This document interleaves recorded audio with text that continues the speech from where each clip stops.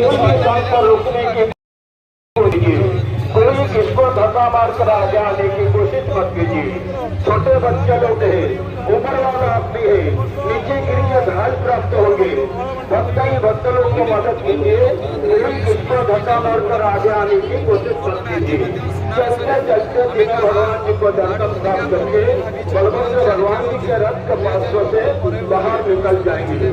चलते चलते दर्शन लीजिए। आज पवित्र हमारी शरण बड़ एकादशी भगवान जी भक्तों को राजा विराज में या सोने के श्रृंगार में दर्शन प्रदान करते हैं। बहुत भीड़ है, इसलिए आप लोग को बार बार सावधानी देते हैं। भीड़ में या गर्मी में अपना अपना पकड़े, अपना अपना रुपया पैसा जेब से करके मेरे सुनारा कर सकते ध्यान दीजिए, सतर्क रहिए। छोटे छोटे बच्चे लोग को गोद में लीजिए, उम्र वाले आदमी का हाथ पकड़ के रखिए तो कोई नहीं। चलते चलते भगवान जी को दर्शन करके बलभद्र भगवान जी के रथ के पासों से बाहर निकल जाएंगे। चालू तो भगवत का पुराण दर्शन करी बड़ा